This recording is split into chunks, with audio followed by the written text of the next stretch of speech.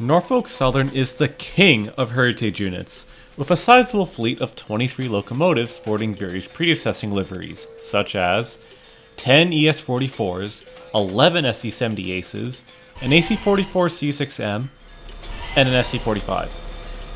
It's fair to say that Norfolk Southern has the most iconic and recognizable fleet of heritage units, catching the eyes of rail fans for well over 14 years with the 23 locomotives still in service. Okay, there's a 24th heritage unit. Apparently.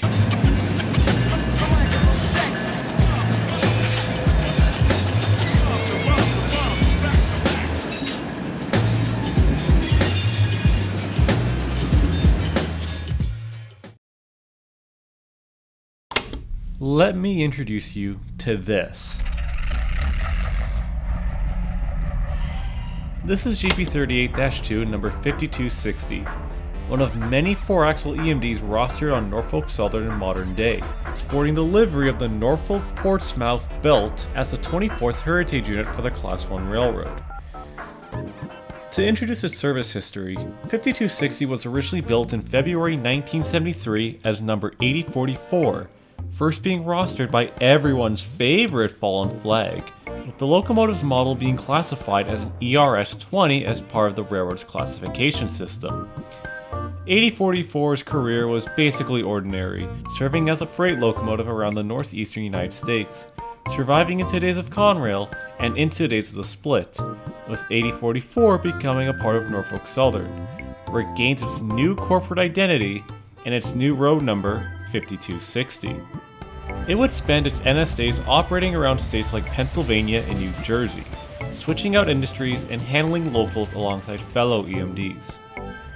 It wouldn't be until summer of 2013 when 5260 was outshopped into the colors of the Norfolk and Portsmouth Belt Railroad to celebrate the railroad's 150th anniversary. But what even was this railway company?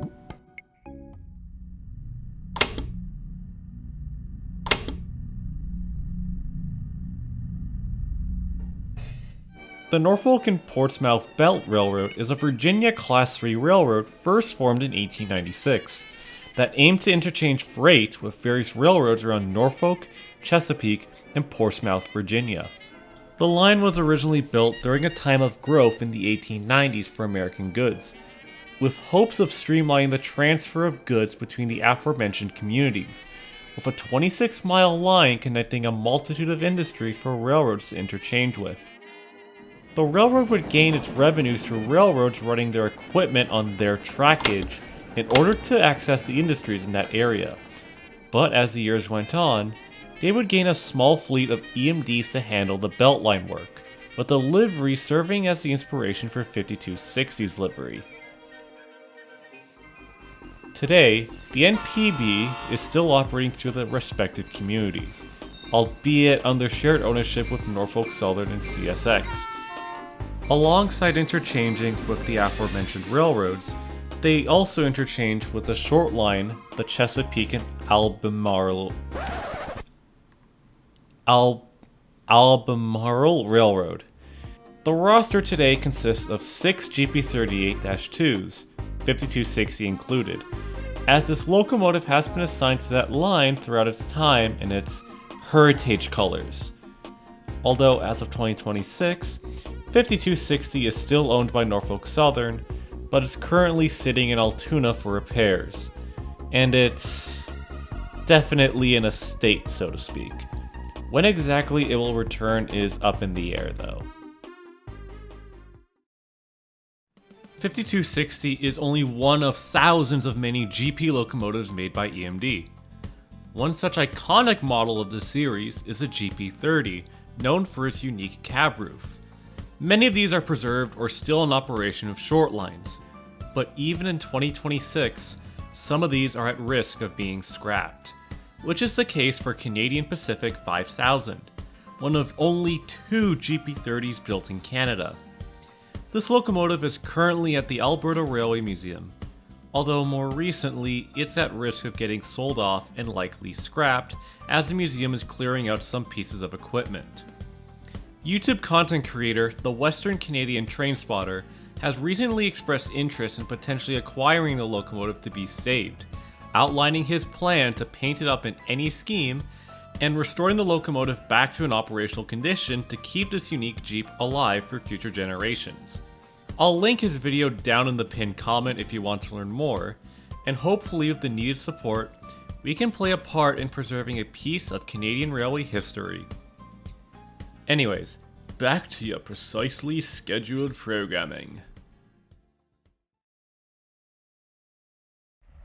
Now that we covered the Jeep and its significance, it does leave you wondering, why do people forget about this locomotive?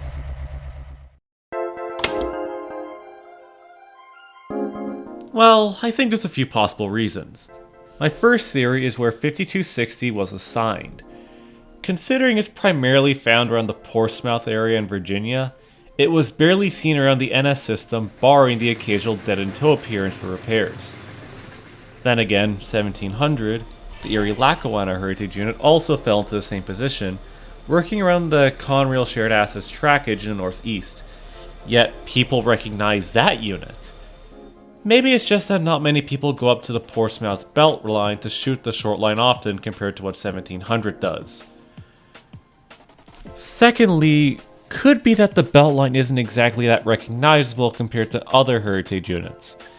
I mean, think about it. If you had to choose between 5260 or any other NS heritage unit, like for example 1072, which one would you pick? I think 99% of people would go towards 1072.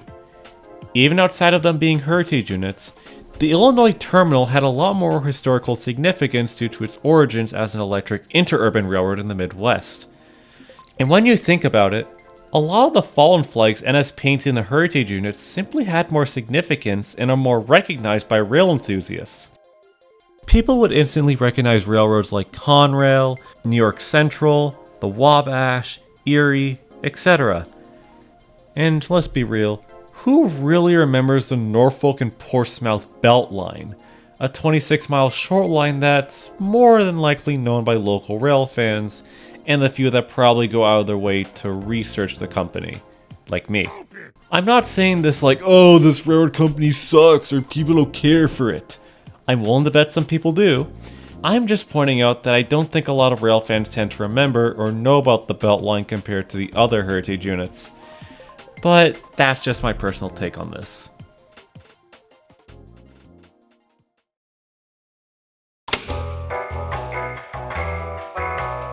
In fact, a while ago, I did a community post asking for people's thoughts on 5260, and I did get some interesting responses.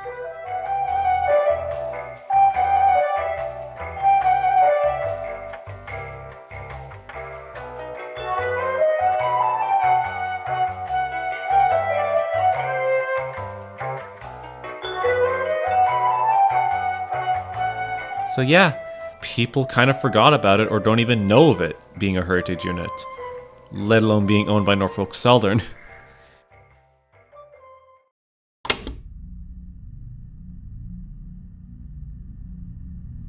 So, 5260 went from an ordinary 4-axle workhorse to a heritage unit, for a belt railroad that's partially owned by Norfolk Southern, interestingly. My opinion, I don't hate 5260 at all. The livery is well done and does represent the belt line's livery worn by the yard switchers quite well. And it's pretty much a fitting scheme on a hood unit, all things considered. I honestly just find 5260 an interesting case, considering its unique circumstance of being partially owned by NS and the Beltline, and how it's a forgotten and overlooked member of Norfolk Southern's wide collection of heritage units. At the end of the day, not every heritage unit needs to have a glamorous story or has to be a mainline Fomer magnet, as 5260 has a humble career, working on a quiet belt line in the local communities in and around the Elizabeth River of Virginia.